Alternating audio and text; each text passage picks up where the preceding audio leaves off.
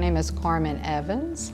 I'm a registered nurse, CRNA, and an EMS instructor for the state of Georgia.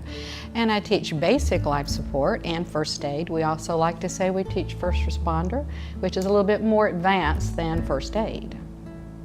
I have a passion for helping people learn because sometimes I find it hard to learn myself. So I know that the knowledge that I've acquired over the years is something I can share with other people in a special way. And so I try to make learning fun, but when the person leaves, I want them to say, you know, I'm different. I can go out, I can change lives, I can make a difference. If there's an incident in my home, my church, my community, or my workplace, I'm prepared. Everybody needs this training. We like to take our message out to daycare workers, to healthcare providers. We like to take our message out to people who are going to be working in the hospital, but those that are out in the community, to moms and dads that have swimming pools in their yard, people who want to be lifeguards, to people who are going to go to school to be a physician.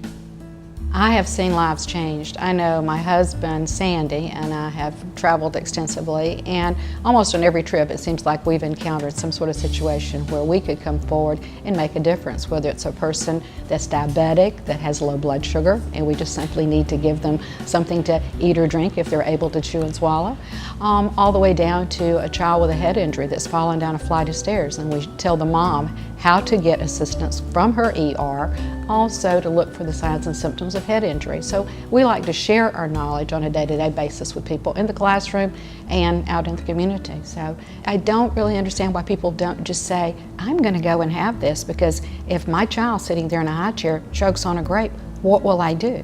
If my child falls off of a slide, how do I know the signs and symptoms of head injury? If I'm in the Gulf of Mexico and a jellyfish rubs against me, what do I do? If I get a permanent tooth knocked out, what do I do? I mean, it's very valuable information that everybody should want just out of love and compassion for their fellow man.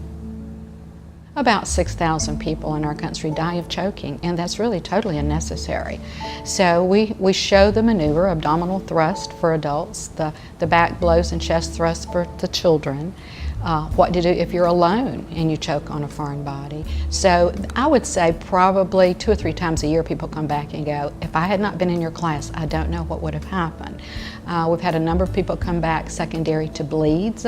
We've had several people tell us, I stopped at an automobile accident and I made a difference.